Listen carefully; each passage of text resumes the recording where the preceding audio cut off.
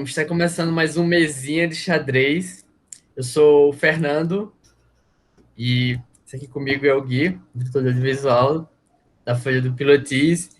E hoje a gente vai estar aqui com o Alex, professor de física da escola. Alex, quer falar um pouquinho aí sobre você, sua carreira, o que é que você faz? Tá bom, vamos lá. Eu sou professor de física, sou formado em física pela Universidade Federal de Viçosa. Eu também sou astrônomo, eu tenho mestrado e doutorado em astronomia pela Universidade Federal do Rio de Janeiro e o doutorado pelo Observatório Nacional, que fica lá em São Cristóvão, que é uma instituição de pesquisa. E parte do meu doutorado eu fiz no Observatório de Paris, na França, Paris-Médon, lá na França. Fiz também 2 anos de pós-doc no Observatório Nacional. Era uma bolsa de 4 anos, e aí, no meio da bolsa, eu decidi voltar a trabalhar com educação, fiz o concurso para a Escola Sesc, entrei, e estou nela até hoje, melhor decisão que eu fiz também na minha vida. E nesse inteirinho aí, além de astronomia, eu gosto muito de outras coisas, como cinema, música, e fico buscando sempre coisas que misturam tudo isso, né? As coisas que eu gosto, assim. E é isso, sou apaixonado por educação, apaixonado por cinema, apaixonado por física e apaixonado por astronomia. Tomando É, um Red Bull, como é que é o nome disso aqui? Tropical Edition. Fiquei viciado nesse negócio, cara. Ele é de frutas tropicais. Tem gosto nenhum de fruta, mas é uma delícia. é que nem o refresco do Chaves, né? Tem gosto de tamarindo, é de limão, mas parece de De maracujá. groselha. Nossa Senhora. Isso, é basicamente isso. Só lembrando, as pessoas que estão assistindo, que o podcast ele vai estar disponível no YouTube e também no Spotify. Mas, Alex, começando aqui que você falou que você fez, você é formado em astronomia, você gosta de cinema, culinária, essas coisas. Falar sobre cinema e ciência sempre rende muito assunto. Sim. E ultimamente tem muita coisa envolvendo ciência. Exemplo é a série Dark, que fez muito sucesso ultimamente. Tipo, o Viagem negócio total. viaja no tempo, tipo, muito pirado. Sim. Então, e começou a. Só um. Ah, voltou. É porque a minha. Deixa eu desligar aqui. O meu ventilador, às vezes, dá mau contato, fica piscando a luz. Então, na verdade, tem uma coisa muito legal quando a gente fala de cinema e ciência, né? E entretenimento, televisão, cinema, música, porque a gente tem basicamente três coisas aí. Duas, na verdade. Uma é a galera que usa ciência mesmo ali, maneira, tipo Interestelar, né? Pega os conceitos científicos e brinca na ficção científica. E você tem a galera que usa só linguagem científica, mas tem preguiça de fazer pesquisa. Então eles inventam um monte de coisa. Vingadores fez isso maravilhosamente bem lá, o tunelamento quântico para voltar no passado. Eu não entendi nada. Pegaram um monte de palavra maneira, colocaram lá e a galera deu um jeito de viajar no tempo, né? Mas, de modo geral, isso não atrapalha, pelo menos do meu ponto de vista, o entretenimento, porque é entretenimento, é para você se divertir, você não é obrigado a aprender nada, não tem nada ruim. Um dos filmes que eu mais gosto, por exemplo, um dos meus filmes favoritos, é Armagedon, e ele é um horror, cientificamente falando, ele é uma atrocidade. Tem uma brincadeira lá na NASA que, se você vira astronauta lá, eles te dão um DVD do Armagedon, você tem que adivinhar, acertar os erros científicos que tem mais de 300 erros científicos no filme. E se você errar algum, eles ficam te zoando, assim, bullying entre os astronautas. Mas tem muito, muito. Vou dar um exemplo só. O asteroide é minúsculo do filme. Não sei se vocês já viram Armagedon. A história tá vindo asteroide para a Terra e o plano dos Estados Unidos é viajar até o asteroide, porque não dá para jogar bomba nele, pousar no asteroide com um monte de furador de petróleo, furar o asteroide, colocar uma bomba nuclear dentro dele, sair para ele explodir e partir no meio. Bom, vamos tirar o absurdo aí que um asteroide, ele tem uma gravidade, ele tem uma rota, uma trajetória tão delicada que ao pousar nele, ele já ia sair da rota e não ia bater na Terra, tá? Pura e simplesmente. Então, a melhor forma de você, por exemplo, proteger a Terra de um asteroide, tá em rota de colisão, manda uma sonda para lá, ela pousa nele, dá uma empurradinha nele, ele sai da rota dele. A órbita dele é muito perturbável, muito fácil de tirar ele da rota. Mas vamos lá, vamos tirar isso de fato. Vamos colocar que dá para fazer isso.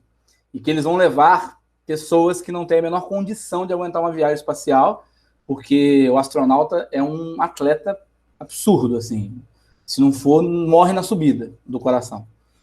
Vamos lá, vamos levar a equipe. Aí, o próprio filme, isso eu não gosto muito, quando o filme foge à própria lógica. O filme criou uma regra. A gravidade do asteroide é muito pequena. Então, para manter os veículos no chão, eles têm uns ventiladorzinhos que sopra para cima para o veículo ficar para baixo. Não tem ar lá, mas tudo bem. Vamos fingir que tem. Na verdade, ele sopra oxigênio lá. Então, o próprio filme fala, não tem gravidade no asteroide, as coisas lá vão sair voando, então a gente tem um dispositivo para manter tudo no chão. Mas os astronautas têm um peso normal no asteroide, né? Eles correm, andam, não pulam, eles não voam, eles andam. E numa das cenas que o Bruce Willis cai dentro de uma cratera, para ele subir dessa cratera, ele faz um esforço, parece que ele pesa 6 toneladas. Então, assim, o próprio filme falou, não tem gravidade, mas quando o cara tá lá, ele tem um peso maior do que o peso dele na Terra, né? Seguindo a regra do próprio filme, se ele solta um peido, ele sai voando ali naquele asteroide. Então, assim, o filme não foi coerente consigo mesmo, entendeu? O filme falou uma coisa e depois mudou de ideia no meio. Isso me incomoda um pouco em alguns filmes. Quando o filme é coerente dentro de si, a coisa até funciona bem, né? Mas você falou aí da série Dark. Eu vi só a primeira temporada da Dark, porque muita viagem. Nossa senhora, confuso o negócio, né? Eu me perdi um bocado ali. Eu confesso que viagem no tempo é muito complicado de ficar bem feito e não pirar nos paradoxos, né? Eu ainda fui menos. Eu assisti só o primeiro episódio e aí, sei lá, não me pegou. Então, o primeiro episódio eu achei muito confuso, não entendi o que era a série direito. Eu fui o único trouxa que assistiu completa. Eu vi a primeira temporada inteira. Aí a minha esposa quis ver a segunda comigo. Eu falei, não, pode ver sozinha que eu não... Os personagens não me ganharam, não me apeteceu em nada, assim. Mas eu gostei muito da premissa. Você que viu tudo, termina direitinho? Ela evolui maneiro? Cara, assim, eu curti o final, assim. Eles, na terceira temporada, eu acho que eles expõem um artifício cinematográfico que estava não condizindo com a proposta da série na primeira e na segunda temporada, que era a viagem no tempo. Na terceira temporada, dando spoiler aqui, eles apresentam a viagem interdimensional. E aí eu acho que, tipo assim, por causa disso, fugiu um pouco da viagem no tempo. Mas ainda manteve a qualidade boa que eu achava que a série tinha, assim. E o final me agradou bastante. Eu achei que o final foi bem satisfatório. Foi meio, assim, uma coisa meio Vingadores Guerra Infinita, mas eu gostei. Eu vi que tem umas coisas bacanas. O cara tem uma hora que ele volta lá pra década de 60, depois ele... Cara, viagem no tempo é um negócio muito complicado, porque o que acontece? Você tem que escolher qual teoria de viagem no tempo você vai usar. Tem várias, né? Você tem a do De Volta para o Futuro, que eu acho que é um pouco a que o Dark faz, que é aquela de que você, quando volta no passado, volta para o seu passado, para a sua linha do tempo. De Volta para o Futuro faz isso, né? Ele volta e ele afeta a própria linha do tempo, tanto que ele tem que fazer a mãe e o pai voltarem a namorar, senão ele vai desaparecer. Você tem uma outra proposta, que é a seguinte, que você volta e você afeta outra linha do tempo, não é a sua. Então eu vou encontrar um Alex do passado que não é o meu passado. Ele vai estar fazendo a mesma coisa que eu fazia. Mas no momento que eu mexer com ele, que eu chegar nesse passado, essa linha do tempo que eu mudei não é a minha. Quando eu voltar para meu futuro está normal. Nada mudou. Eu criei uma linha do tempo paralela quando eu afetei ela, quando eu mudei ela. Então essa se desprende. Eu vou criando universos paralelos. Essa é uma outra. Tem uma outra corrente ainda que diz o seguinte, que você, na verdade, tem milhares de universos paralelos onde estão acontecendo a mesma coisa em momentos diferentes. E que ao viajar no tempo seria rasgar esse tecido e ir para algum universo onde está... Por exemplo, eu quero voltar para o 15 de abril de 1980. Basta eu achar o universo que está em 15 de abril de 1980 hoje e chegar até ele. Essa é uma teoria bem interessante. Porque aí você tem duas vertentes dela. Uma é que ele é idêntico. Então eu vou chegar lá em 15 de abril de 1980 e vai ter o mesmo mundo que era o meu na época, em 1980. E tem uma outra que são mundos diferentes. Eu posso chegar lá nesse 15 de abril, nesse universo, e ser uma terra totalmente alternativa, sei lá, não teve ditadura militar em 64 e o Brasil não teve república e o Brasil é monarquia até hoje, entendeu? Pode ser coisas assim. Tem muito livro que explora essa teoria para brincar com universos alternativos, né? até a série de terror Supernatural, vocês conhecem? A série Supernatural, ela virou um Dragon Ball, né? Ela foi crescendo em escala de vilão. Aí na 10ª temporada tem Deus e a escuridão. Eu falei, o que vai ter acima de Deus, né? Porque só foi ficando... Primeiro era um demônio. Aí depois o vilão não é o demônio mais, é Lúcifer. Depois virou Deus. Foi virando Dragon Ball aquele negócio. E aí eles usaram essa teoria.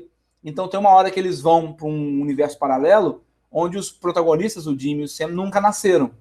Então o Apocalipse está comendo solto lá, o pau está cantando entre Miguel e Lúcifer, e eles bebem dessa fonte. Só que eles bebem mal, o negócio fica muito mal feito. Eu gosto muito, mas ninguém nunca explorou no cinema, pelo menos não que eu conheça, do paradoxo do avô. Que é o paradoxo do avô, é aquele que fala que você não pode ir no passado e matar o seu avô, porque se você fizer isso, você não nasceu. Se você não nasceu, você não pode matar o seu avô, se ele está vivo. Mas aí, se ele está vivo, você nasceu, você foi no passado e matou ele. Mas se ele está morto... Então é um paradoxo. A existência da viagem do tempo te provoca sua não existência e entra nesse looping. A ideia da solução do paradoxo do avô é que você não conseguiria matar o seu avô. Então, quando eu fosse no passado, eu atirasse no meu avô, a bala ia passar através dele. Por exemplo. Ou não ia disparar, eu não ia conseguir interagir com ele, entendeu? Ou a bala ia entrar e ele não ia morrer, sei lá, alguma coisa assim. Mas a ideia é que eu não posso afetar a minha própria existência, porque senão eu entraria nesse loop. Ninguém explorou isso ainda, eu acho muito maneiro, né? Na verdade, posso falar? Na verdade, em Dark, eu acho que eles flertam um pouquinho com isso, na verdade, porque eles apresentam duas teorias que eu lembro, né? Que uma é a teoria do Schrödinger, que é da bifurcação, né? Das questões do gato e tal. E tem uma que acontece isso, que, tipo assim, o cara ele vai lá dar um tiro ele volta no passado e vai dar um tiro numa pessoa que vai influenciar ele no futuro, só que a escopeta trava. E aí ela tira a escopeta da mão dele e dá um tiro nele. Então, tipo assim, o universo só não queria que ele matasse ela. Entendeu? Isso. É uma coisa bem assim. São leis invioláveis do universo, né? Eu gosto muito de paradoxos, assim. É pouco explorado no entretenimento, mas é muito legal. O paradoxo da onipotência, que é as 3 características: onipotência, onisciência e onipresença, que são impossíveis, porque elas eram paradoxos. Vou falar só uma, que é a da onipotência. Paradoxo da onipotência. Onipotência, o que é um ser onipotente? Ele pode fazer tudo, ele tem poder para fazer tudo. Se eu sou um ser onipotente, eu posso fazer tudo perfeitamente, eu posso criar uma pedra indestrutível. Mas se eu criei uma pedra indestrutível, e ela realmente é indestrutível porque eu sou perfeito, sou onipotente, sou todo poderoso, nem eu posso destruí-la, que ela é indestrutível. Mas se eu não posso destruí-la, eu não sou onipotente, porque o onipotente é poder tudo. Mas se eu posso destruí-la, então eu não criei uma pedra indestrutível, então eu não sou onipotente também. Ou seja, é impossível ser onipotente por causa... Esse paradoxo mostra que a onipotência ela gera um furo lógico. A onipotência prova a anulação dela mesma. Né? Eu adoro paradoxos, cara. Paradoxo é um negócio muito maneiro. Muito maneiro. Tem uma série, Rick and Morty, que ela brinca muito com essas coisas de paradoxo, de viagem no tempo, multiverso, e eu acho muito legal. Tanto que tem um episódio que o Morty, ele tá apaixonado por uma menina da escola, e aí ele pede pro Rick criar alguma poção do amor, alguma coisa assim. Aí o Rick vai lá, cria, só que acaba dando errado, e ele acaba criando, todo mundo acaba virando um monstro, sabe, no final da série, no final do episódio, e aí nem eles conseguem lidar com isso. Aí eles voltam para uma época que não tinha dado errado, uma época que eles tinham acabado de morrer, e não tinha tido esse desastre aí, e aí eles vão e tem que enterrar o próprio corpo e sair vivendo como se nada tivesse acontecido. Eu acho muito louco, cara, isso. Eu adoro Rick and Morty. Rick and Morty é uma coisa que eu ainda não assisti, acredita? Já todo mundo me falou super bem. Eu não consegui pegar para ver ainda, assim, porque a Erika não gosta de algumas coisas assim que eu gosto, então eu tenho que ver sozinho. Como meu tempo de descanso ela sempre está em casa, eu procuro ver coisas que nós dois gostamos. Mas, por exemplo, sábado agora ela vai para casa da mãe, aí eu acho que eu vou pegar para ver algumas coisinhas assim, igual o Rick and Morty, acho que é legal. Você falou tava lembrando do Dark aqui, né, que eu comecei a ver, e me lembrou, você tinha até botado aqui na pauta que você queria falar, que era do Planeta dos Macacos. Cara, o Planeta dos Macacos é um livro, não sei se você sabe, é um livro francês, de 1920, se eu não me engano, e aí depois originou um filme. E é um dos maiores plot twists da história, porque ninguém... É original, assim, não tinha nada parecido na época, né? Na época que esse livro foi escrito, o que você tinha de Viagem no Tempo era a Máquina do Tempo do Júlio Verne, do século XIX lá, que é mais perto que você tinha disso. Você não tinha muita obra sobre Viagem no Tempo. E o livro chama Planeta dos Macacos, e aí você vai ler, ele parece uma ficção científica ali comum, o cara vai viajar, cai num planeta lá cheio de macacos e tal. Cara, quando ele vê a Estátua da Liberdade, ele percebe que ele foi para um futuro muito longínquo da Terra, aquilo ali é um plot twist que você fala assim, caraca, que maneiro, que massa! E aí no cinema teve o mesmo efeito, né? Eu vi o original, claro que não no cinema, porque o filme é de 60, eu nem sonhava em nascer, mas eu vi no filme original sem saber. Coisas que eu falo pra galera, às vezes é bom você não saber certas coisas que te dão impacto. Quando eu vi Star Wars pela primeira vez, eu não sabia que o Darth Vader era o pai do Luke. Eu não vi no cinema, o filme já era antigo, mas eu não convia com ninguém que falava disso, não tinha internet assim tão abundante. Então eu peguei para alugar os filmes, fui ver. Quando ele fala que ele é o pai do Luke, eu... Meu Deus, que maneiro! Então é muito legal, porque hoje em dia é praticamente impossível alguém pegar para ver Star Wars e já não saber disso, mesmo que não tenha visto os filmes. E aí perde esse gancho. O spoiler mais estragante da história é esse, saber que o Darth Vader é pai do Luke. Sim, total, assim, na verdade eu acho que todos os maiores plot twists do cinema é muito difícil tu assistir o filme sem saber, né? Tipo, o Sexto Sentido, a questão do Bruce Willis e tal. Mas é porque o Sexto Sentido, por exemplo, não é um filme tão popular. É que o Star Wars virou uma cultura tão popular, virou meme, que, por exemplo, tem camiseta com I'm your father. Então, todo mundo já sabe do eu sou seu pai e tal. É uma coisa muito forte. O Sexto Sentido tem um pouco disso, que dá para você fugir. Um outro filme desse mesmo cara, A Vila, tem isso também. Esse cara que fez o Sexto Sentido, A Vila, ele adora plot twist, né? Ele faz uns 3 no mesmo filme. O M. Night Shyamalan. Ele tem filme dele que tem 4 plot twists, assim. Twista, depois twista de novo, depois... E a trilogia do vidro, por exemplo, é espetacular. Teve um monte de gente que não gostou do terceiro filme. Não sei se vocês já viram Eu não gostei do terceiro. Você não gostou do terceiro? Não. Cara, eu gostei. Eu vi o Corpo Fechado na época. Nunca imaginei que seria uma... o Corpo Fechado é de 2000, 2004, sei lá, 2003. Eu vi o filme no cinema na época. E é um filme, fechou, acabou, não é trilogia. Aí lançaram o Fragmentado, que em momento algum falaram que era de uma trilogia. Eu fui ver o Fragmentado e achei um filme brilhante. Na cena pós-crédito, que é eu, rapaz, que maneiro. Aí vem o vidro, que tem umas falhas de roteiro ali, né? Do tipo, aquela prisão não faz o menor sentido. Mas o plot twist é bom. O plot twist do vidro é maneiro. Eu achei legal dele ser uma... Não é uma história de conclusão, é uma história de apresentação de personagem. Pois é. Eu também fui com muita expectativa assistir Vidro, né? Eu assisti, assim, quando saiu Fragmentado, tipo, as pessoas falavam, né? É uma continuação de Corpo Fechado e tal. Aí eu peguei pra assistir o Corpo Fechado e Fragmentado, né? Pra assistir os dois.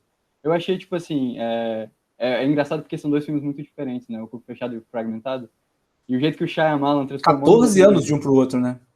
Totalmente. E, tipo, ninguém esperava, né? Era uma coisa realmente que foi uma reviravolta. Mas é porque não era. Eu tava vendo a entrevista, ele falou que não era uma trilogia. Ele fez o Corpo Fechado, acabou, porque ele queria criar um universo. Só que bombou na época, mas não bombou tanto. Que naquela época, isso é bom entender o contexto da época, tá? A gente estava numa época ali, 99, 2000, em que os filmes, a linguagem do cinema, ele era muito realista. Então você teve o X-Men em 99, que foi assim... Quando eu vi o cartaz, eu falei, caraca, vamos fazer um filme do X-Men, que maneiro. Você não podia fazer um filme com Wolverine de amarelo, Ciclope de azul, todo coloridão. Você tinha que deixar realista. Então eles botaram a roupa mais realista possível, o Magneto bem realista. Realismo era a palavra, né? Torna plausível. E aí o Corpo Fechado foi feito nessa época. Então você tinha essa temática de quadrinho, foi uma proposta dele para, e se você quiser usar a temática de quadrinho, mas de um jeito diferente? Então ele vai nessa linguagem do realismo, do como é que seria uma releitura de vilão, de mocinho e tal. Isso foi muito maneiro. O Fragmentado eu nem sabia que era do mesmo universo. Eu vi como um filme aleatório. Mas eu te interrompi, o que você tá falando? Não, eu só ia completar dizendo que, tipo assim, o jeito que ele construiu, no caso, tipo assim, que a trilogia com 2 filmes, assim, muito diferentes um do outro, né? Corpo Fechado, que é mais pelo suspense, mais pela... É um gênero subvertido de super-herói, né? e o Fragmentado, que é, tipo, total um thriller, um suspense, assim, até meio terror. E aí, tipo, encerra com o Vidro, né? Que é meio que... Aventura. O Vidro é uma aventura. É meio estranho, na verdade. Sabe o que eu achei bizarro, o que eu achei muito maneiro? Quando eu vi o Corpo Fechado, a primeira cena do Corpo Fechado é uma curiosidade sobre o quadrinho. Primeira cena é uma tela falando assim, ó, no mundo não sei quantas mil pessoas leem histórias em quadrinho, não sei quantos mil revistinhas foram vendidas só no ano passado. E aí você ouve esse fato e fala assim, o que tem a ver, né? Não serve pra nada isso. E aí lá na frente, quando o Vidro se revela e fala, eles me chamam de Doutor Vidro, aí você... rapaz, o cara despirou ali no quadrinho e porque ele cismava que se ele era todo quebrado, ele tinha que ter um contraponto, o quadrinho foi a fuga dele. Então eu achei isso muito maneiro. Né? Tem um outro filme desse cara que é o Sinais, que é de Alien. Cara, poucas vezes eu vi um filme de ET tão bom que me conseguiu fazer ter medo, porque o filme de ET geralmente é aventura ou catástrofe mundial, igual Independence Day. E esse filme não, meu irmão, eu assisti esse filme no cinema, eu tomei tanto susto nesse filme que eu voltei para casa, olhando para cada beco, eu voltei para casa de noite do cinema, olhando para os becos, assim, ver se eu não via alguma coisa, entendeu? Porque foi em 2002 esse filme, eu vi no cinema. E, cara, é um filmaço e é legal que é o seguinte, embora seja um filme de suspense, né, o filme é mais sobre a crise de fé que o cara tem lá, o personagem principal, por isso chama Sinais, né, que ele vê sinais o tempo inteiro nas coisas e depois ele percebe que estava tudo interligado. Recomendo, quem nunca viu, assistir. Sinais é muito bom. Não vou falar o grande plot twist da brincadeira, mas é entender que o nome do filme tem mais a ver com a crise de fé do padre, que é o personagem principal, do que com os sinais mesmo dos aliens da plantação. E falando sobre... É muito engraçado porque filme de Alien, tipo... Dá pra você fazer filme de qualquer coisa com Alien. Por exemplo, eu acho que, assim, o primeiro filme de Alien que eu te lembro assim, de ter assistido foi Marte Ataca, que vem, tipo, aqueles marcianos, tipo, muito bizarro, tipo... uma cena que ficou muito marcada na minha mente desse filme é da mulher no corpo de cachorro e a cabeça do cachorro no corpo da mulher. E é muito engraçado, cara, porque os aliens chegam, né?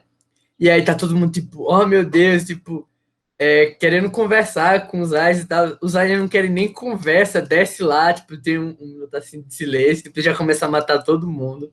Acho muito louco, muito bom. A gente tem que, cara, é muito bizarro que a gente faz conjectura com vida fora da Terra há muito tempo. Tem uns quadrinhos da década de 50 falando sobre os habitantes de Júpiter, os habitantes de Vênus. E aí cada quadrinho desse mostra um monstro diferente de cada planeta, né? É importante lembrar que até a década de 50 a gente não sabia nem se a gente conseguia sair da órbita da Terra. Quando o Yuri Gagarin foi chocante perceber o seguinte, dá para você ir lá fora e voltar e não morrer. Isso aí já foi absurdo. E quem bebeu muito dessas fontes assim foi o H.G. Wells, que escreveu O Mundo Livre, escreveu Guerra dos Mundos, que é o maior trote da história, né?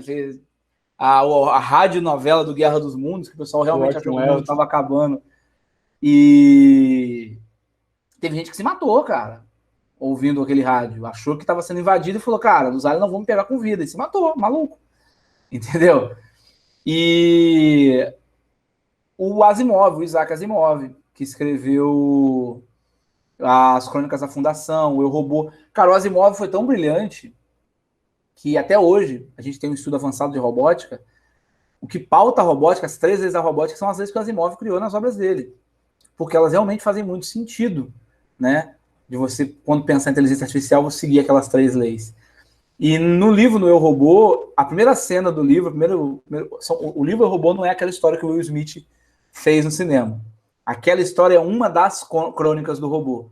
O Eu, Robô são várias crônicas que depois se juntam. A primeira crônica é de um robô bêbado.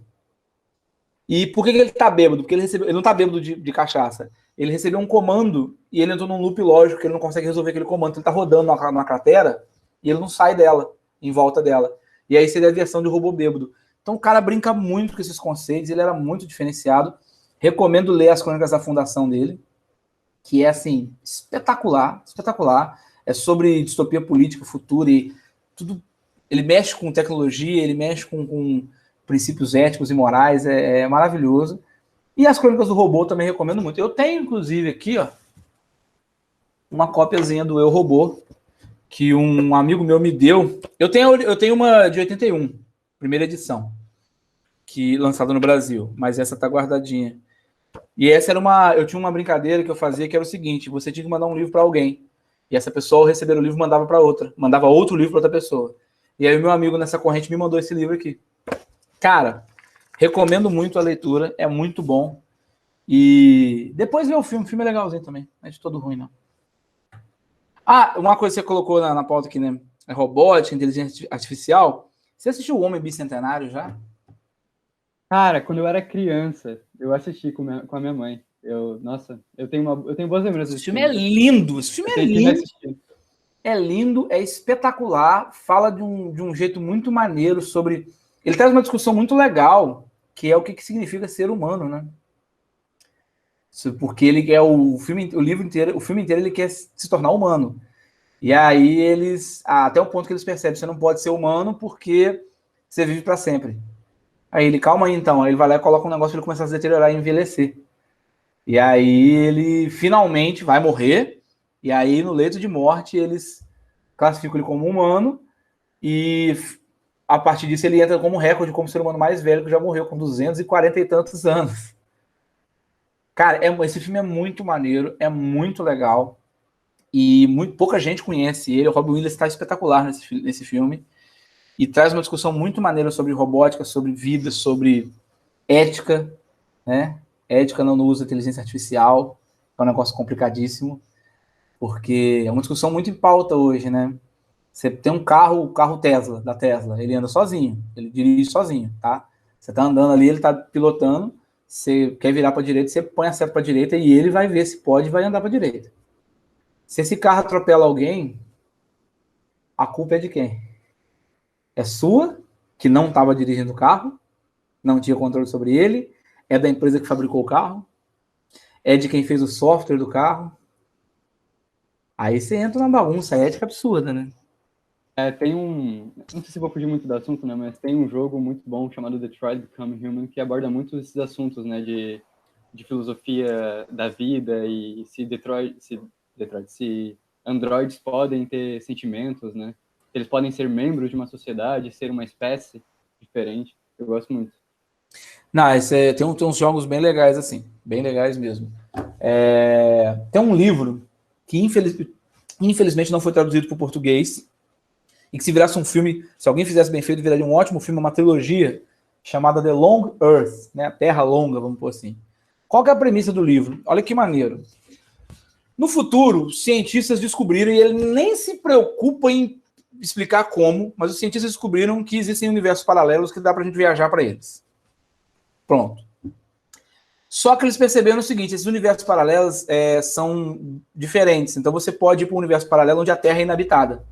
Você tem um planeta lá com os recursos naturais da Terra, mas não tem ninguém morando nele. Você pode ir para um outro universo onde no sistema solar não tem Terra, tem só os outros planetas. Então, e aí eles perceberam que não era muito bom deixar todo mundo viajar entre os planetas. Só que um cientista foi e jogou na internet como que faz essa máquina para pular de um universo para o outro. E isso se popularizou, um monte de gente pode fazer em casa essa máquina. E aí você começa um problema social, uma série de questões problemáticas, que é a seguinte: você não tem mais por que ter ambientalismo, porque os recursos naturais agora são infinitos, porque você pode ir na Terra inabitada, pegar petróleo e trazer para cá. Entendeu? Você pode jogar o lixo que a gente produz para uma outra Terra, para um outro universo.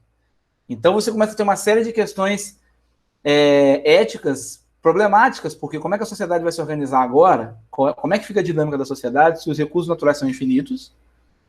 E o que significa... Aí, por exemplo, se eu for para uma outra terra e tiver um outro indivíduo lá e eu matar esse indivíduo, é crime na minha terra? Ou não? E se ele vier para cá, ele é punido aqui ou punido lá? Então, o livro ele foca nessas discussões. Tipo, uma vez que você teria essa nova tecnologia para explorar universos diferentes, como é que vão funcionar as dinâmicas sociais humanas nessa nova dinâmica? São 3 livros, é espetacular, porque você tem uma série de consequências tecnológicas. A NASA quer explorar Júpiter. Tem um outro sistema idêntico ao nosso, só que ele não tem a Terra, só não tem a Terra.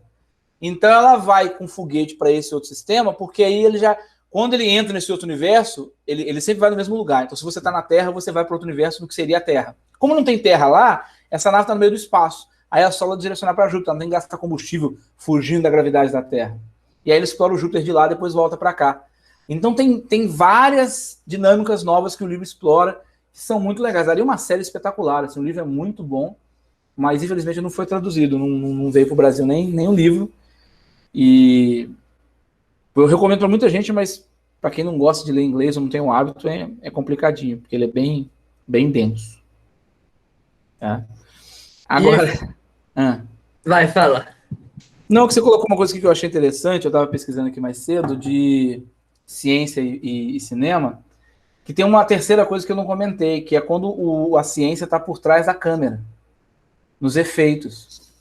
O que acontece? Tem um filme, meu filme favorito, que é o Drácula, de Bram Stoker, do Francis Ford Coppola. O filme é de 92 e os efeitos deles não são gráficos, não são computação. É tudo efeito prático. Então o filme envelheceu muito bem, porque os efeitos visuais não envelheceram mal, né? Então, não é CGI, não é nada disso. E para fazer os efeitos práticos, cara, ele usou muita física.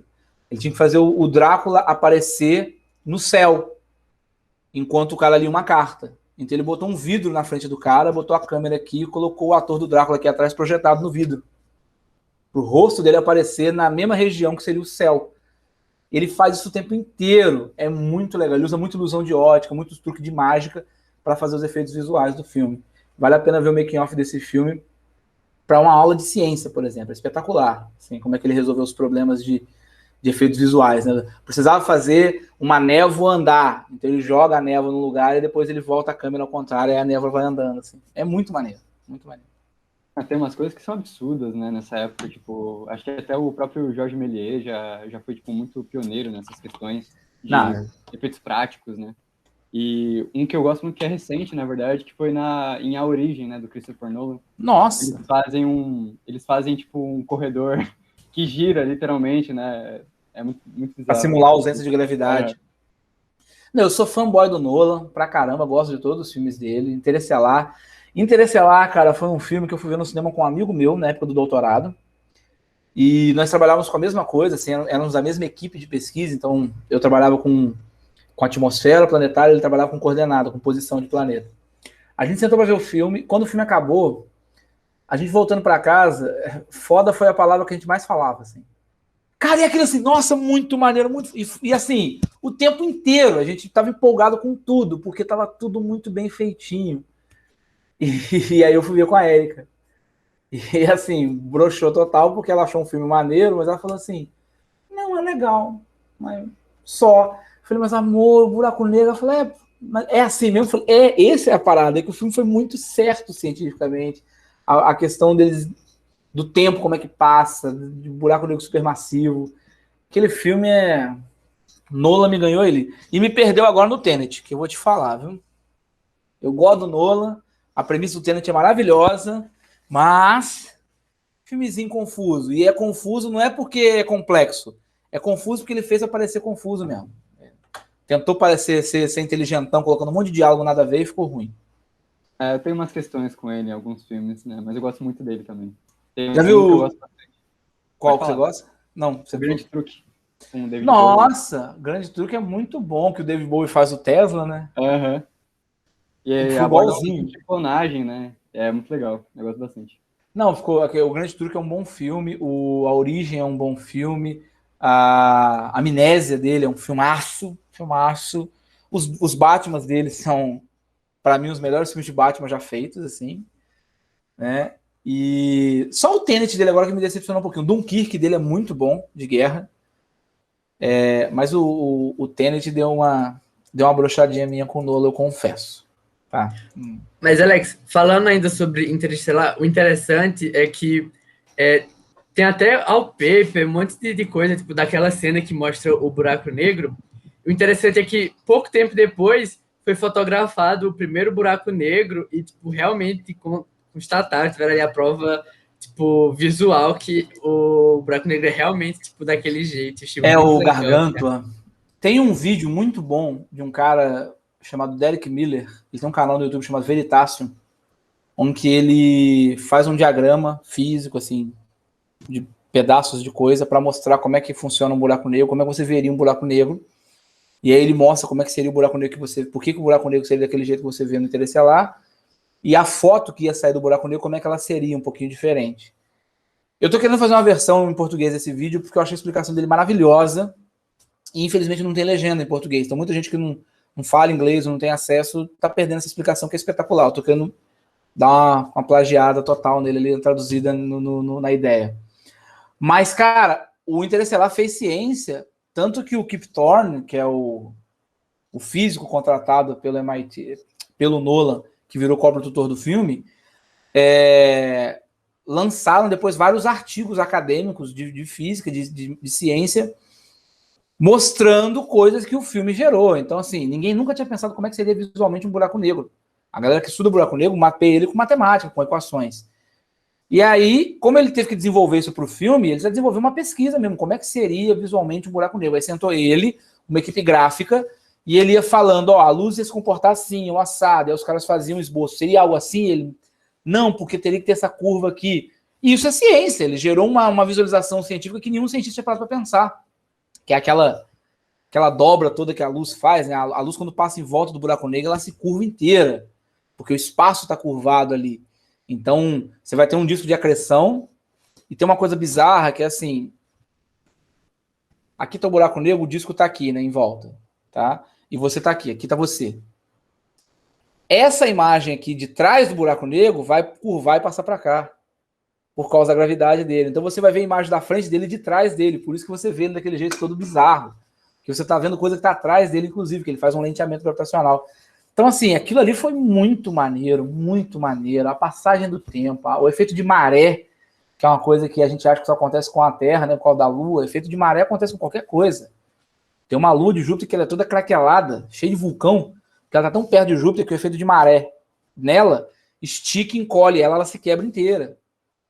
Né? Então, é a Lua Io de Júpiter, que é a primeira Lua, a Lua mais interna, ela é toda machucada, parece um choquito. Porque toda hora ela estica, racha inteira, vulcão. Depois ela encolhe e racha de novo. Então ela fica fazendo isso. Né? Aqui na Terra o que faz isso é a água. No caso dela é ela inteira. Então, assim, tudo naquele filme é muito bom. O enredo eu achei legal. Né? Eu tenho gente que, eu não gostei, enredo muito piegas. Tem gente que fala que não gosta do Nolan porque ele explica muito. Né? O Nolan explica demais. Isso aí é aquela galera meio pseudo-cult cineasta. O cara tem que deixar mais coisa pra gente indagar. Não, velho, o cara quer a história é essa. Esse aqui é sugere que cor que é e cada um dá a sua interpretação. Não, isso aqui é azul. Tô falando que é azul, vai ser azul. Você quer interpretar, faz um filme pra você. Entendeu? Então, assim... Eu acho que isso influenciou tanto ele que em Tenet ele meio não explicou nada. Exatamente. Em Tenet ele foi no outro... Nossa, Tenet foi muito broxante pra mim, cara, porque eu fui ver aquele filme pensando, caraca... Um filme do Nolan de viagem no tempo, cujo nome é um palíndromo. Deve ser maneiro. A premissa é espetacular. A premissa de você voltar no tempo andando para trás. Aquilo ali eu achei genial. Mas o enredo em si é muito fraco. Historinha de espionagem meio mal feita. A motivação do vilão. Ele é mal porque ele é mal. Entendeu? Eu não gosto do vilão. O vilão tem que ser complexo. Mas... Cara... Eu discordo um pouco do pessoal que Interstellar explicou demais, pelo menos pra mim. Eu demorei um pouco a entender o filme, mesmo de acordo com o pessoal, ele ter explicado muito. Eu acho que tive que assistir umas 2, 3 vezes para começar a entender o filme. Não, é porque o que acontece? O crítico de cinema, muitos artistas, não todos, mas muitas pessoas que trabalham com arte gostam dessa hierarquia, tipo, você não entendeu, eu entendi. Tem que ser artista para entender. Você tem que saber do assunto, tipo, nem todo mundo consegue apreciar, eles não gostam, alguns, tá, da popularização. Então eu quero aquela obra que seja complexa, que se você não for um iniciado nas artes como eu sou, você não entende. Então, os quadros do Pollock, do Jacques, para mim, aquilo é abobrinha. Você não tem a percepção, a técnica para entender aquilo. Então, a mesma coisa acontece com o cinema. Tem muita gente que gosta de cinema que quer poder falar assim, você que não entendeu o simbolismo do filme, você que não entendeu a pegada, a mensagem que ele queria passar, ele quer que você precise dele para explicar, ele quer se sentir melhor do que você ou diferente de você, porque ele entendeu a mensagem. Se o cineasta explica tintim por tintim para todo mundo entender, essa especialidade dele é inútil, ele não é mais especial. Nivelou, todo mundo entendeu. O peão entendeu, o pedreiro entendeu e você entendeu. Aí ele não gosta. Ele gosta porque o filme complexo iraniano que tem submetalinguagem faz ele se sentir especial porque ele pega a parada que os outros não pegam. O Nolan não faz ele se sentir especial, ele acha que popularizou, explica demais. O Origem é assim, a Origem, um monte de gente, o Nolan explica demais, não tem simbolismo, não tem isso. Não, velho, o filme é espetacular e outra, tem simbolismo sim. Por exemplo, um monte de gente ficou se perguntando, será que aquele peãozinho caiu ou não caiu? Será que ele tá na realidade ou não? E o Nolan deu a resposta. Né? Ele falou, não na entrevista. Perguntaram para ele, você deixou subentendido? Eu não deixei nada subentendido. A resposta tá no filme. Se você ver o filme de novo, você vai perceber que a resposta tá lá. E eu vi o filme umas 3 vezes até eu descobrir. Tem um elemento que sempre aparece quando ele tá acordado e nunca aparece quando ele tá dormindo. E aí, quando eu descobri esse elemento, eu fui lá naquela cena e procurei esse elemento. Falei, agora eu sei se ele tá acordado ou tá dormindo. Entendeu? Que é a aliança dele. O Leonardo DiCaprio, o personagem, ele só usa aliança quando ele tá acordado. No sonho, ele não usa aliança. Quando ele tá dormindo, ele não aparece de aliança no sonho. Então é só você ver na hora que ele rodou o piano se ele tá com aliança ou não. Se ele tiver com aliança, ele tá acordado. Pronto. Sacou? Cara, ainda sobre isso, tem um filme que é 2001. Ele é considerado clássico. Eu já tentei assistir, cara, mas eu não consigo. Eu acho ele muito lento pra mim. É muito chato. Insuportável. Horrível. Eu entendo a galera ser fanboy do Kubrick, porque o Stanley Kubrick é um cineasta, foi um cineasta diferenciado, espetacular. Embora eu ache o que ele fez com o Iluminado atroz, né? Iluminado é um bom filme, puta filme de terror, muito bom, dá medo, dá susto. Se você ler o livro, você passou a odiar o Kubrick, porque o Iluminado não tem nada a ver com o livro. E o Kubrick fez coisas ali que não deveria ter feito. Por exemplo, a personagem mais forte do livro é a mãe. E no filme ele é uma debilóide, uma débil mental. Assim, ele coloca uma personagem como uma histérica que não sabe fazer nada, não sei gritar e fugir. Isso foi extremamente machista da parte dele. E ele tratava a atriz mal no set também. Ele agredia ela para ela poder ficar tenso o tempo inteiro. Quer dizer, além de tudo, ele ofendeu ela, porque ele não assumia que ela era uma boa atriz, então ele tinha que deixar ela desconfortável para ela fingir que está desconfortável na tela. Quer dizer, tudo errado. Além disso, ele mudou muito a história, o foco, enfim. Mas o Kubrick, se você olhar o filme do ponto de vista artístico, é um puta filme, assim. Cara, filme de terror geralmente foca muito, é muito claustrofóbico. E o Kubrick usa planos abertos. Justamente porque ele quer te dar a sensação de solidão, do quão sozinho o cara tá. Então, como cineasta, ele é espetacular, isso não tem dúvida. O 2001, eu entendo a galera que paga muito pau pra esse filme, porque fala assim, eu vi o 2001 e eu sei, artística, o filme é de 77, eu acho. 77, 71. Cara, o filme é de uma época que efeito visual não existia. O filme artisticamente é belo, tem umas cenas grandiosas, o conceito da inteligência artificial lá, do robozinho. Tudo isso é muito pioneiro. Mas o filme é chato pra caramba. Meu Deus do céu! A hora não passa, o filme não tem dinâmica. E não é porque ele é lento. Tem muito filme lento que é bom, que você vai evoluindo com o filme aos poucos. Ele é chato mesmo, tipo... Tá, tem uma cena que dura 2 minutos, que ela não precisa... Ele andando no espaço. Tá, mas não precisava durar 2 minutos, ela podia durar 1 minuto e passar a mesma ideia. Entendeu? Então ele estica muito algumas coisas. Então, assim, a minha pergunta que eu fico pro fã de cinema, se esse filme não fosse do Kubrick, e o Kubrick não fosse quem ele é, se esse filme foi feito pelo Zé das Couve, será que ele seria tão reverenciado ainda assim? Eu não sei, sabe? Porque ele tem qualidade cinematográfica, mas o enredo dele pra mim é meio fraco. Não gosto, não. Tem até uma piada que o pessoal do Choque de Cultura fez, né? Eles fizeram um episódio todinho falando sobre o 2001, porque a proposta é eles, não, vamos falar aqui de filme cult. Se a gente não querem filme cult, a gente vai falar. E aí eles fizeram a brincadeira que todos eles que iam apresentar o programa dormiram no filme. Só que eles disseram, não, ainda bem que cada um dormiu numa parte diferente, aí vai dar pra gente falar do filme. Aí eles saíam falando cada um da parte que eles falaram e todos concordaram que o filme era muito chato. Não, e cara, não tem problema. Por exemplo, você quer ver um outro filme que a galera empolga e eu não vejo graça? Dogville, do Lars von Trier. É um filme que não tem cenário. O filme é num galpão e ele desenhou no chão o cenário. Então tem uma casa, tá um quadrado no chão escrito casa. Sério. E aí os personagens andam, chegam assim e fazem isso aqui, ó. Toque, toque, toque. E aí a mulher abre. O filme tem uma história maneira, tem um enredo legal, é um thriller de suspense bem feito. Mas o que foi? Tipo assim, que diferentão, ele não tem cenário. Tá, e daí? É aquele com a Nicole Kidman e o... A história do filme é maneira. A história do filme é legal, porque ela vai ser hostilizada ali pela vila. Tipo, se o filme tivesse cenário, seria um mega filme. Mas pra que não ter cenário? Tipo, é inovação pela inovação. Ah, não, porque ele quer mostrar o foco no personagem. Não, não. Tem coisas no cinema que tem propósito e faz sentido. Tem coisas que não. Mas tá tudo bem. Eu não sou especialista no assunto, eu não sou cineasta, não sou estudante de cinema.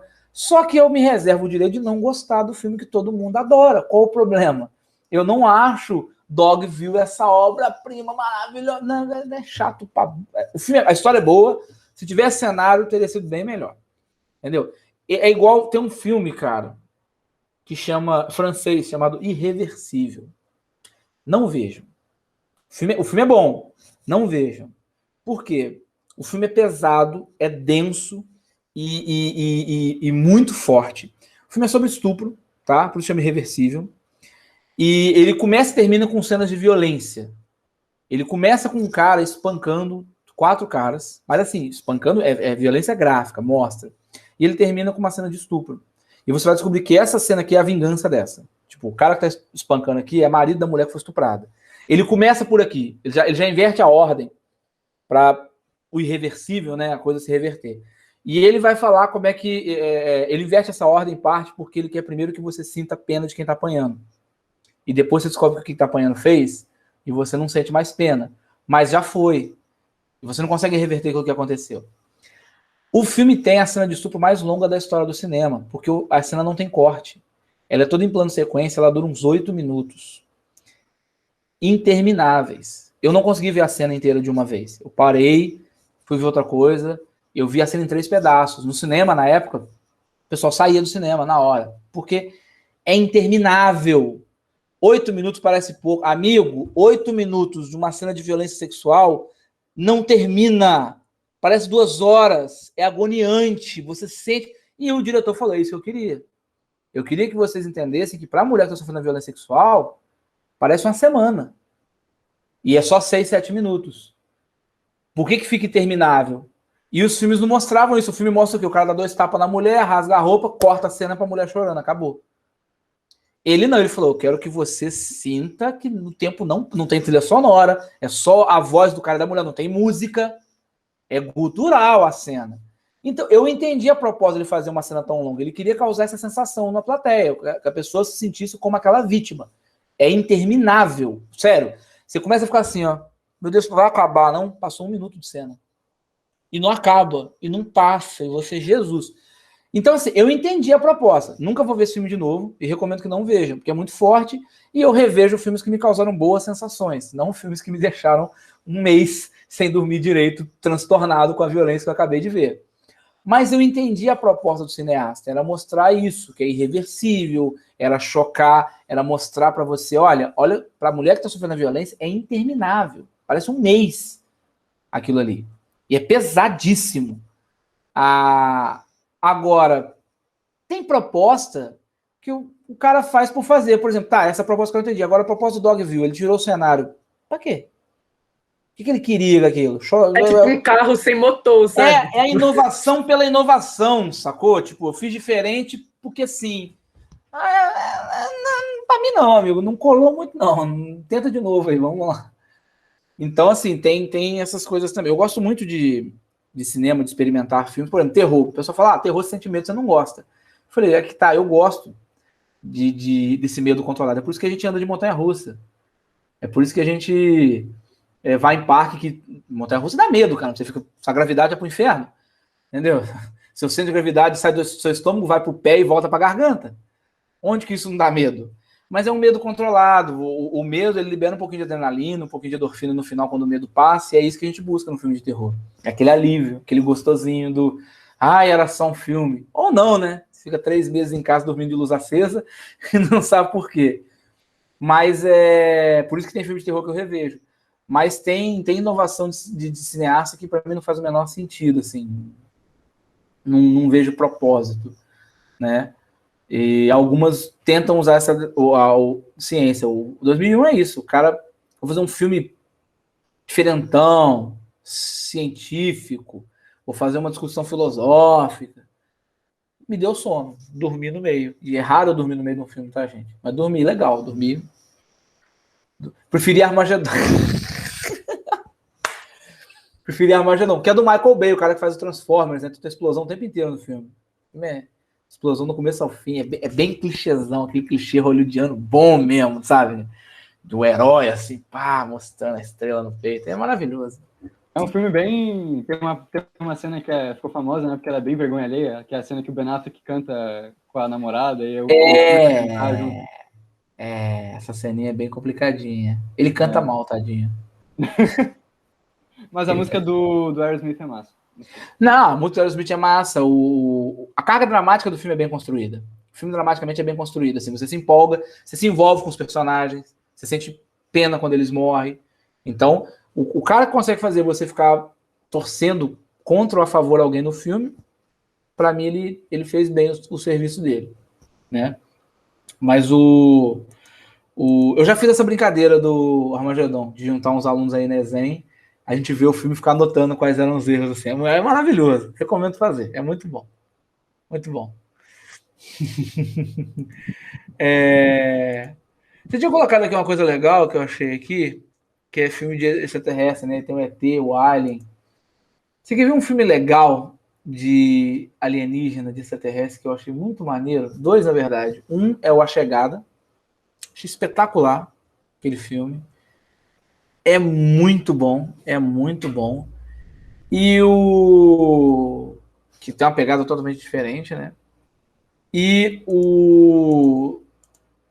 que é um filme de Alien, ninguém sabe disso, muita gente não sabe, mas é o It, do Stephen King, a coisa. O monstro é um alien. Né? Eu não aguentei que tinha gente falando assim, me perdeu ali, o monstro é um alien. Eu falei, tá, porque demônio folclórico pode, mas alien não. Entendi. Demônio folclórico era realista, né? Alien viajou muito. O bicho tem uma boca desse tamanho, come as coisas. Ele ter vindo do espaço, ele vindo da Terra, não faz diferença nenhuma, gente. É tudo fantasia. Mas ele tem um filme de Alien, um livro de Alien muito bom, chama Apanhador de Sonhos. Não vejam um filme, o filme é uma porcaria. Mas o livro é muito bom. Um filme de Alien que eu gosto muito é O Contato, que é inspirado no livro do Carl Sagan. Muito bom. Muito bom. O Contato é maravilhoso. Tem umas licencinhas poéticas ali que alguns astrônomos não gostam, eu acho chato pra caramba esses astrônomos, que é, por exemplo, ela ficar lá no meio do campo ouvindo com um fone de ouvido as emissões lá e tal. Isso não existe. Não existe. Não tem nem como fazer isso, tá? É observado. Mas é uma licença poética pra ficar bonitinho. O filme tem tanta coisa correta, tanta coisa bem feita, né? A parte do sinal ir e voltar, aquilo é maravilhoso. No Contato... E se o Carl Sagan deixou, então pode. Pode. Que é isso, gente. Isso que eu gosto no Carl Sagan, né? Ele entendia que certas concessões são necessárias para popularizar a ciência. Se você for ficar sendo muito rigoroso, você não faz nada. Por exemplo, eu já vi isso, fui dar uma explicação sobre mecânica quântica, eu usei uma metáfora. O cara não tá bem certo. Eu falei, cara, se eu for falar 100% correto, vai ficar complexo demais, a pessoa não vai entender. Então eu prefiro que ela entenda bem 60% do que ela não entenda nada. E eu falei 100% correto. Então eu prefiro fazer certas concessões. O Carl Sagan entendia isso. Ele falava, cara, a mensagem principal, grossa, tá lá. Os detalhes você pode brincar um pouquinho, você pode abrir umas concessões, tirar algumas coisas e tal. Então por isso que ele é um divulgador tão fantástico, né? Além de ser um cientista de primeira grandeza. No meu mestrado eu usei artigos do Sagan, Carl Sagan. Porque ele trabalhava com sistema solar, né? Então tinha... Quando você trabalha na mesma área ali, você acaba pegando alguns artigos. Então eu peguei um artigo dele sobre Júpiter, que eu tive que usar para embasar um argumento que eu queria fazer lá. O guitarrista do Queen também tinha artigo de astronomia, eu já li também artigo dele. Ele é astrofísico. Com doutorado o Sagan é legal porque ele mexe muito com tipo, a ciência, mas também a parte poética dela. Eu lembro, tem uma parte da série dele, Cosmos, né? Que ele mostra aquela parte, tipo, quando tem, acho que se não me engano, é a sonda Voyager.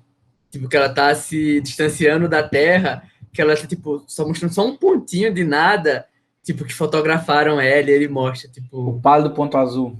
sim, Esse texto é achei maravilhoso. incrível. Ele leu esse texto em rede nacional, sabia? Foi a origem desse texto. Hoje em dia eles fazem. Tem um vídeo no YouTube muito legal sobre isso. Ele pegou esse texto e leu num programa de auditório que ele foi, que ele mostrou e leu. Maravilhoso esse texto.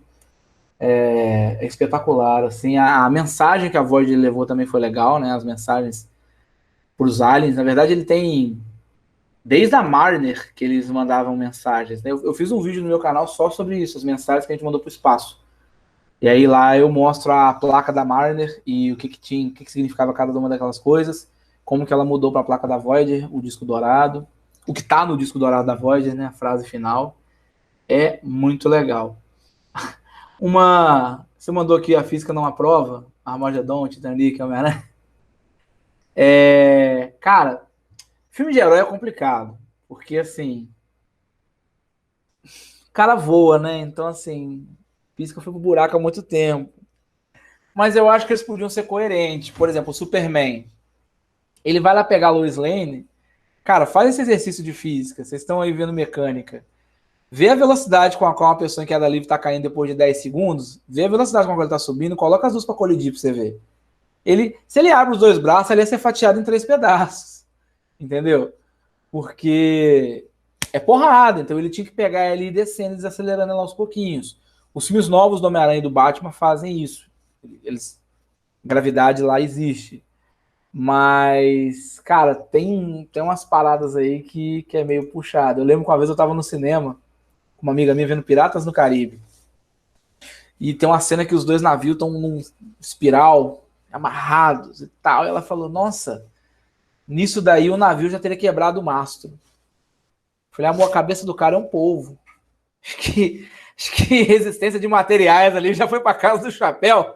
Quando eles botaram na cabeça do cara com tentáculos, eu acho que ali pode tudo. Então, mas isso não me impede de curtir, né? Eu falo para todo mundo. Mas, se eu não me engano, no Homem-Aranha, no espetacular Homem-Aranha, tipo, na cena lá, tipo, a Mary Jane tá caindo, e aí o Peter, ele joga a teia pra tentar pegar ela, só que aí ele consegue alcançar ela antes dela cair no chão, só que aí, tipo, por causa do impacto, assim, da teia, ela acaba morrendo. Então, sabe que essa cena, na verdade, é uma tentativa de brincar. No quadrinho acontece um negócio parecido com o Duende Verde, que ele não sabe se ela morreu por causa dele ou não, né? No quadrinho.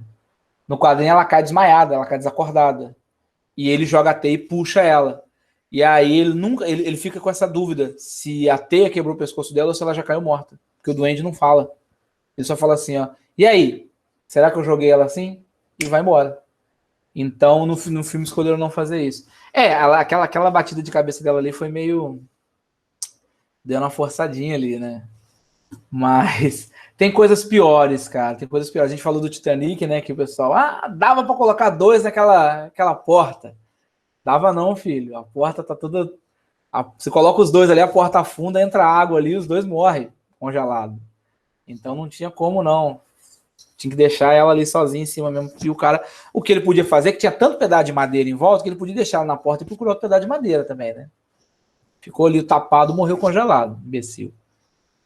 É a vida. Não, mas tem muita coisa assim. Tem um filme, gente. Tem um filme chamado Solaris. Acho que é isso.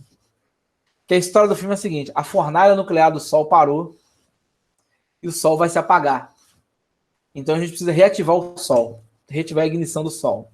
E aí qual que é o plano? Jogar ogivas nucleares no Sol para dar uma turbinada nele. Vamos lá para a parte mais astronômica da coisa. A gente faz na faculdade um cálculo que é o tempo que um fóton demora para sair do núcleo do Sol e chegar até a porta. Ou seja, a informação, né, a luz do núcleo para chegar até a coroa. Alguns milhões de anos, tá? Então, se a fornalha do Sol parasse, ia demorar uns milhões de anos para descobrir, até chegar na superfície. Mas beleza, vamos supor que é instantâneo. Que você mexendo na atmosfera do Sol, você vai mexer no núcleo dele. Meu consagrado, você pegar a Terra inteira e jogar no Sol, a Terra, pega o planeta Terra e joga no sol. É igual você jogar um grão de areia numa pessoa. Não vai ter efeito nenhum. A Terra evapora antes de tocar ele. Então, se a Terra inteira não faria efeito nenhum no Sol, o que faz a galera pensar que 20 ogivas nuclear ia fazer alguma coisa? Então, assim, faltou ali uma noção de proporção. O cara que pensou esse roteiro, ele não sabe ciência assim, elementar, no nível muito básico. Muito básico. Aí é bizarro, porque se você não consegue comprar nem essa premissa básica, porque lá no Armagedon, tá, eu sei, mas se você não for astrônomo, parece plausível que um asteroide vai bater na Terra e você precisa partir no meio. É o núcleo missão no centro da Terra, o núcleo da Terra tá parando, nós vamos entrar lá dentro para poder explodir umas bombas lá e fazer ele voltar. Tá, dá para comprar. Mas, velho, você jogar alguma coisa no Sol e fazer o Sol mudar, gente do céu, o tamanho do Sol, o tamanho da Terra. Entendeu? É igual você falar assim, eu vou parar um carro. Como? Eu vou jogar uma formiga nele. Vai parar realmente o carro. Vai lá, joga a formiga nele pra você ver. Então, assim, é falta de noção de proporção, sabe? O Sol é muito grande. Muito grande.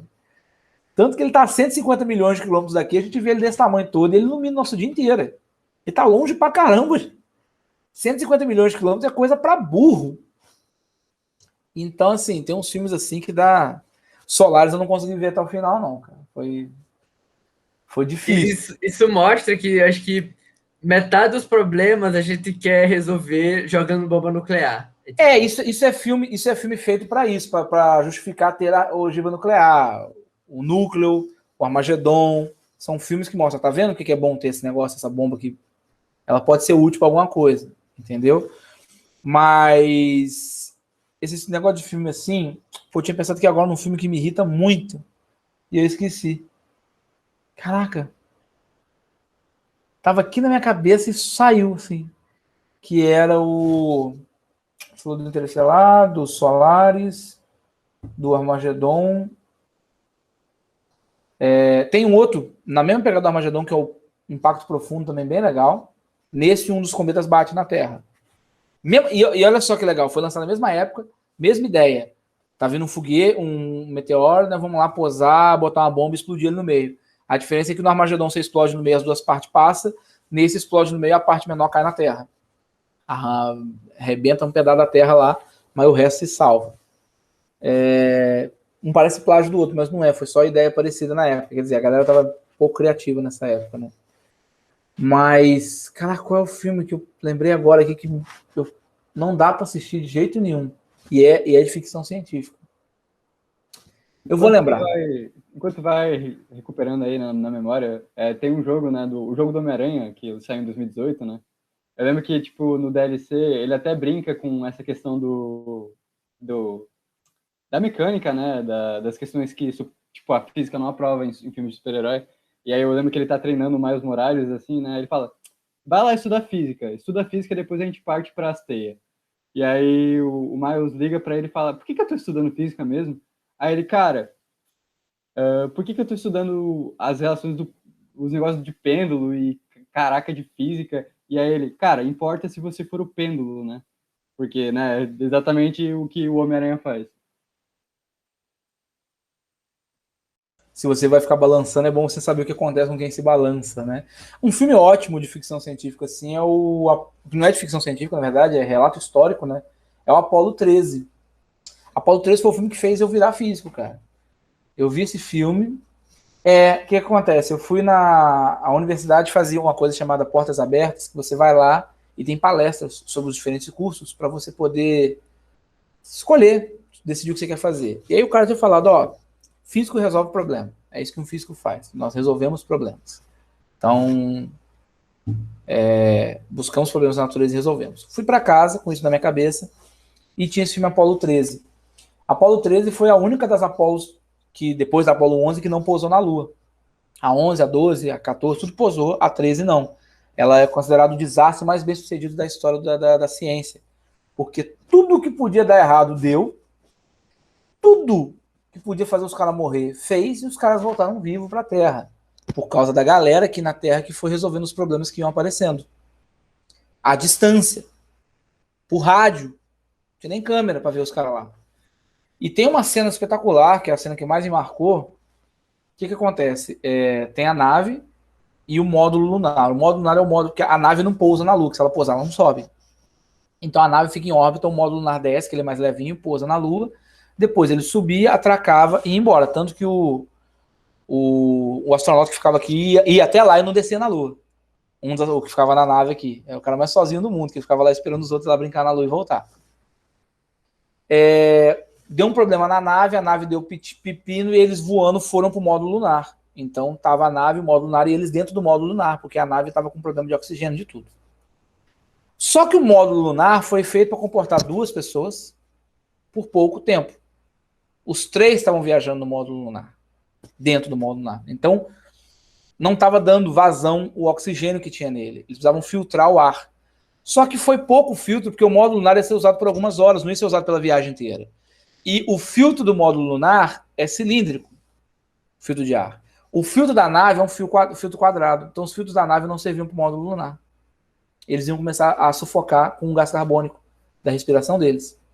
Aí o cara, sabendo desse problema, ele vai numa sala, chama lá uns 20 físicos, astronautas, astrônomos, fecha a porta, joga na mesa um monte de tralha, fala assim, isso aqui é o que tem na nave. A gente tem, com isso aqui, fazer esse filtro e encaixar nesse buraco. Se a gente não fizer isso, eles vão morrer sufocados em 3 horas. E aí os caras começam, meu irmão, a pensar. E aí eles voltam com um braço de roupa de astronauta, com adesivo, com não sei o que lá, e montam lá a gambiarra e vão pro rádio explicar pros caras lá em cima como que eles vão fazer para poder conectar um filtro naquela entrada e fazer filtrar o ar. E eles fazem e funciona. Na hora que eu vi essa cena, o cara fazendo isso, eu falei assim, o meu sonho é ser o cara dessa equipe. Que chega assim, ó, esse é o problema, resolve. Meu sonho é estar lá e vamos lá, galera, vamos resolver. E aí, quando eu vi isso, eu falei, cara, é isso que eu quero fazer. E essa equipe inteira de físicos, engenheiros aeroespaciais. Eu falei, vou fazer física então. Acabou que eu fui dar aula, preferi, gostei mais da sala de aula, mas tem essa cena que é muito maneira na Apollo 13. É um filme legal, recomendo ver. O cara que escreveu o livro que inspirou a Apollo 13 é o astronauta, o personagem principal, do Tom Hanks, que foi em missões espaciais umas 15 vezes e nunca pisou na Lua. Tanto que o nome do livro é O Sonho Inalcançável, porque ele passou a vida toda tentando ir para a Lua, que ele queria pisar lá, e ele foi 3 vezes. Ele foi, acho que na Apollo 9, 10 e 13. Ele foi 2 antes da missão bem-sucedida de pousar, e na que ele foi, já tinham pousado. Na dele dá problema, eles têm que voltar, não dá para pousar. E mostra isso no filme, cara. Tipo assim, ele tá passando assim do lado da Lua, ele tá vendo ela, tipo, ele tá muito perto dela, e ele tá tipo, cara, eu não acredito que eu não vou pousar na Lua, cara. Depois de tanto tempo. De novo eu tô aqui, eu não vou pousar na Lua, que ele já tinha feito rasantes na Lua, acho que Apollo 8 ou 9. E aí ele fala, foi a grande frustração da vida dele. Mas ele passou tanto aperto na Apollo 13 que eles até perguntaram para ele se ele queria ir numa missão futura, né? Ele falou, não, nunca mais. Não rola. Cara, como eu tô falando, tinha tudo para eles morrerem lá, entendeu? E a NASA até então não tinha perdido ninguém no espaço, continua não perdendo. Até hoje todos os astronautas que morreram aqui. Apollo 1 pegou fogo antes de ser lançado, morreu todo mundo queimado. A Apollo 2 explodiu. A Columbia explodiu na decolagem, né? Aliás, essa cena é fortíssima. Não sei se vocês já viram o vídeo original. É real. A nave decola, estão filmando, a nave tá indo, de repente ela explode. Todo mundo lá dentro morreu. E foi por um motivo bizarro, que foi o seguinte, o tempo, olha que doideira, o clima no Cabo Canaveral, aonde a nave é testada, o clima é, em Houston, Texas, o clima é quente. E o revestimento da nave nunca foi testado como é que ele se porta quando a temperatura fica muito mais baixa por muito tempo. Quando a nave foi para o Cabo Canaveral para ser lançado, teve uma manhã particularmente fria. O revestimento da nave esfriou, ele era de borracha. Uma parte do revestimento interno de combustível era de borracha. Ela ficou quebradiça, rachou, vazou combustível. Na hora que a nave decolou, ela explodiu.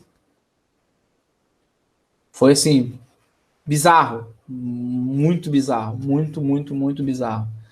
E na época eu vi ao vivo, assim, vi depois o vídeo. E eu tô assistindo, que isso, velho? Tipo, explodiu. Do nada. Então, por isso que o cara... Claro que a Columbia já tinha 2000 e poucos, né? 2003, 2006. Mas lá na época da Apollo 13, o cara já passou um cagaço tão grande que ele quase morreu, que ele falou, não, já fui 3 vezes pro espaço, parar de brincar dessa roleta russa aí, porque é melhor. E ele conviveu com essa frustração, escreveu o livro, virou um best-seller, e o livro é muito bom. Mas o filme é maravilhoso, o filme é muito bem feito, recomendo muito ver. Tá? Agora, cara, eu não consegui lembrar do filme que eu não gosto, que eu detesto. É um filme de Alien também. Meu Deus do céu. Sumiu da minha cabeça completamente. Mas outro filme é parecido com Apollo 13, que é um filme de desastre bem sucedido. Não baseado em fatos reais feito Apollo 13, é o Perdido em Marte, né? Que eu gosto muito também, eu acho muito legal. E lembra também que ano passado teve várias missões para Marte, né? O Perseverance. O robozinho também teve o primeiro voo esse ano em solo marciano. Marte é. Eu confesso que eu acho Marte chato. Marte, para mim, é. Por que eu acho chato? Porque eu gosto de coisas maiores, assim. Eu gosto de olhar. Vamos povoar a Lua, Titã de Saturno, sabe? Tem atmosfera complexa. Marte, a gente já sabe tanta coisa sobre Marte, tanta coisa, inclusive que não vai dar pra gente morar lá. Não vai dar pra gente morar lá, galera. Tira o jegue do sereno. Vai dar, vamos plantar batata lá. Não vai dar, não, amigo. A atmosfera é muito rarefeita, o solo é inóspito, a gravidade é muito diferente, próxima da Terra, mas ainda assim é meio complicada. E Marte é longe para burro. Tá muito longe, muito complexo. Lembrei do filme que eu não gosto. Gravidade. O filmezinho ruim. Meu Deus do céu. E ganhou Oscar pra caramba. Tecnicamente, o filme é bonitinho de ver, porque a técnica feita para ela flutuar ali e tal foi muito bem feita. Os fiozinhos segurando a Sandra Bullock. Mas o filme é chato e a premissa é bizarra. O que a cardiologista fazendo na estação espacial? Sozinha. Não existe isso, não existe. Tipo, sério que os roteiristas de um filme não conseguiram pensar no motivo melhor para ela estar lá sozinha, não? Porque ela tem que ser médica. O filme é chatíssimo. O filme é insuportável, tudo. E eu não entendi o hype desse filme, cara, porque o filme é chato, é mal feito. Ela não tinha que estar lá em cima. E se ela tivesse, não era para estar sozinha. Ninguém fica sozinho na estação espacial, sempre equipe. Entendeu? Então, assim, o filmezinho super valorizado é o tal do Gravidade, viu? Nossa, não me desce nem um pouquinho. Não gostei, não. Prefiro, nessa pegada assim, prefiro Cowboys do Espaço. Já viram? Já vi esse filme com Esse filme é muito engraçado. o Daniel Craig? É esse aí? Não. Acho O que Daniel não. Craig, Cowboys e Aliens. Isso aí. Cowboys do Espaço é o seguinte, é com 3 velhos. É o Tommy Lee Jones, o Clint Eastwood. Eles são astronautas velhos, aposentados, só que um deles sempre quis ir para o espaço e nunca foi. E aí eles têm que ir lá consertar um satélite que está estragado lá, que pode dar problema, cair com ogiva nuclear, escambar 4. E aí eles convencem a NASA de que, embora eles sejam velhos, eles estão em forma para poder ir. E aí é legal, porque, tipo assim, são 3 velhão indo pro espaço, 10 velhotes. Cara, é muito maneiro. O filme tem um senso de humor muito gostoso, sabe? Tem uma cena que eu acho hilária, que os astronautas jovens, né, manda para eles Metamucil, que é uma bebidinha para velho. Tipo, cremogema para velho. E aí eles estão na academia, né? E aí o cara senta, ele aí, vovô, vai puxar um perrezinho? Vou. Aí ele deita, aí o colega pega o peso tá muito pesado. E aí o colega fica ajudando. Vamos lá. E 1 e 2, e os dois juntos fazendo a força, né? Pra poder fingir que tá levantando aquele peso ali. O cara deitado e o cara puxando. E aí quando ele termina assim, os caras, caraca, impressionante, eles tal. Aí quando o cara sai, um vira pro outro, calma aí que eu vou lá pro meu quarto chorar. Porque ele fez muita força. Dá licença que eu vou ali chorar. Cara, o filme é muito, muito engraçado. Tem muita cena assim maneira. E é de viagem espacial. Eles vão, né, para a estação espacial e aí fala um pouco do preparo físico que tem que ter para ir, né? É muito maneiro. É muito maneiro. Recomendo ver. Se é para ver um filme de ida para o espaço assim meio surreal, esse é mais legal. Com certeza. Bom, Alex, a gente está chegando no final já agora. A gente vai ter que se despedir. Foi ótimo te ter aqui, foi ótimo o nosso papo, foi fantástico. Tomara que tu volte outras vezes para conversar com a gente sobre cinema, sobre física. Inclusive, já o pessoal da Feira do Piloto já fez a proposta para o Alexinho aqui falar sobre astrologia. Tem a petição aí. Eu já me ferrei, já vou ter que falar. Agora estão buscando o Alex. Ó, vamos lá. Eu estou mais do que aberto a falar sobre astrologia. Mas eu não vou obrigatoriamente falar bem da astrologia. Como astrônomo, eu tenho uma visão sobre ela, várias visões, na verdade, porque a astrologia tem alguns pontos razoáveis, outros nem tanto. Ela tem sérios problemas, como eu já até conversei com o Fernando sobre isso, né? A premissa básica da coisa mais difundida da astrologia, que é, por exemplo, Guilherme, você é de Gêmeos, então você é preguiçoso. Essa premissa é muito perniciosa, porque eu estou assumindo algo sobre a sua índole, sobre o seu caráter, sobre a sua postura, baseado numa característica alheia às suas ações, que é sua data de nascimento. Troca a data de nascimento, troca o signo por etnia, por sexualidade ou por gênero. Você é preguiçoso porque você é homem, ou você é preguiçoso porque você é mulher. Você é preguiçoso porque você é negro, ou você é preguiçoso porque você é gay. Tá vendo como é que isso é errado? Assumir que uma pessoa é algo, vai agir de tal forma, baseado numa característica inata dela, etnia, sexualidade, gênero, ou idade, ou local de nascimento, ou data de nascimento, é um preconceito base muito perigoso. Quando a gente usa ele como local de nascimento, é xenofobia. Quando você usa ele com etnia, é racismo. Mas quando você usa com data de nascimento, é socialmente aceito, é astrologia, é meu jeito de ver o mundo. Pode. Então, para mim, a astrologia, nesse formato, ela é o preconceito discriminatório socialmente aceito. E está afetando gente. Não tanto quanto os outros problemas sociais, claro. Não chega nem perto do que o problema que é o racismo, a homofobia. Ninguém mata, ninguém pode signo, pelo amor de Deus. Ninguém é preso porque é de Gêmeos. Mas tem pessoal de RH que discrimina funcionário por causa do signo. Eu já vi relato de pessoa falando assim, eu não coloco virginiano na minha equipe. E aí uma pessoa pode deixar de ser promovida, ser um ótimo profissional e não é promovido porque nasceu no mês errado. Isso é absurdo. Né? Então é aquela história, se você quer saber se um julgamento é bom, troca algumas palavrinhas mágicas. Eu não gosto de fulano porque ele é virginiano. Troca o virginiano porque ele é gay, ou porque ele é homem, ou porque ele é mulher, ou porque ele é nordestino. Pega bem? Não. Então por que você acha que a data de nascimento pega bem? Entendeu? Então esse é um dos meus problemas com a astrologia. Tem outros. Mas também, como eu falei para o Fernando, tem o valor social da astrologia como filosofia de vida ou religiosa, quando ela não é afetada dessa forma, né? Mas isso aí é outro papo, a gente não vai se esticar aqui. Mas eu falei com ele, eu estou super aberto a falar sobre astrologia, eu falo sobre astrologia do jeito mais tranquilo do mundo, a gente brinca, gente, eu levo sempre na brincadeira, quando alguém fala assim, Alex, você é muito aquariano. Eu falei, sou e tal, realmente, não me irrita, a astrologia não me irrita de modo algum, eu entendo o pessoal que curte, eu não acho que todo mundo que julga as pessoas com astrologia tá fazendo esse julgamento consciente que eu falei aqui, às vezes a pessoa nem percebe que a base é essa, né? Eu sacaneio o leonino, mas a pessoa nunca parou pra pensar que sacaneio o leonino é igual sacaneio... vou te falar, virginiano eu não fico nem perto, porque é chato. Falei, troca o virginiano por nordestino, vê se tá certo o que você falou. Rapaz, nunca tinha parado pra pensar assim. Pois é, então, faz essa reflexão. Então, assim, eu não assumo que todo mundo que segue astrologia é preconceito, nem nada disso. Quer seguir, meu irmão? Quer ler seu horóscopo lá? Quer achar que Gêmeos com ascendente em Libra é organizado? Cara, se te faz feliz, te faz bem, vai na fé.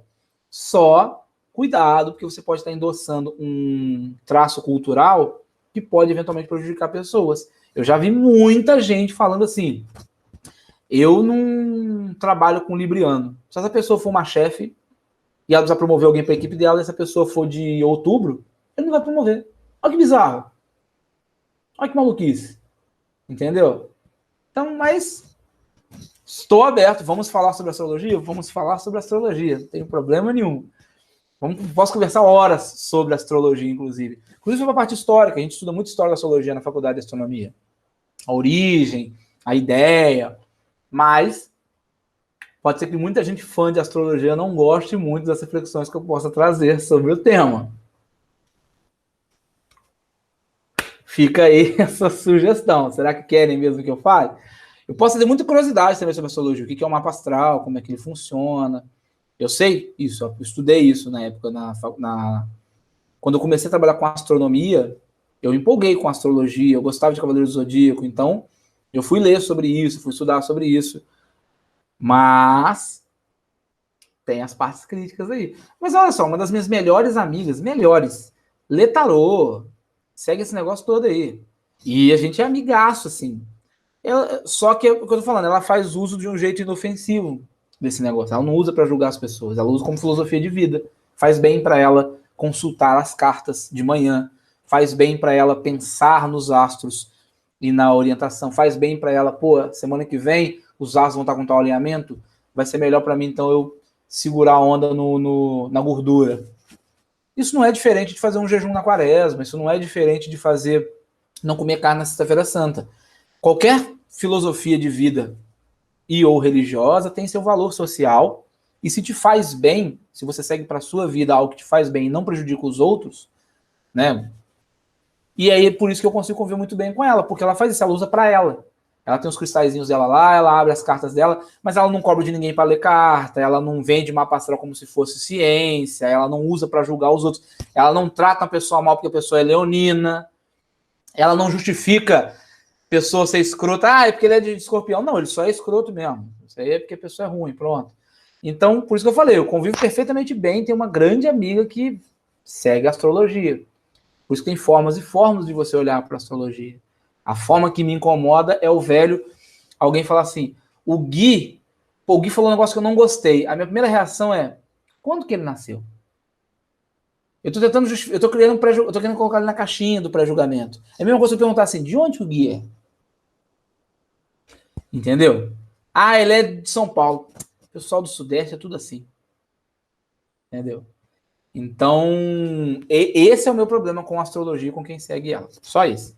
Mas, ó, tô aberto aí o dia que vocês quiserem, nós bate um papo sobre isso, tá bom? Obrigado pelo convite. Se o pessoal quiser aí, deixa nos comentários, curte aí e assina a petição também que tem aí pro Alex falar sobre astrologia aqui. Olha, fala, gente, eu acho que o legal, tem uma frase que eu ouvi muito maneira, que é a seguinte, do Joe Rogan, aquele cara que tem um podcast lá nos Estados Unidos, que inspirou o Flow, né? O Joe Rogan tem um maior podcast nos Estados Unidos. Ele falou assim, as pessoas hoje não estão conseguindo mais conversar. Qualquer assunto vira briga, vira lado, discussão. E eu discordo, eu acho que dá pra gente conversar sobre tudo. Então, assim, se quiser me chamar para falar de astrologia, vamos falar sobre astrologia, sobre qualquer assunto, pseudociências em geral, vamos falar. Amigavelmente eu falo sobre qualquer assunto, eu não vou me irritar, eu não me irrito com isso. E tá aí, ó, não precisa nem da petição, se quiser é só marcar um dia que a gente fala. E obrigado pelo convite, eu gosto muito de cinema, gosto muito de ciência, bater esse papo foi bem maneiro. Sempre que quiserem, estamos aí, beleza? A gente que agradece, Alex. Foi muito bom. É isso. É isso, muito obrigado.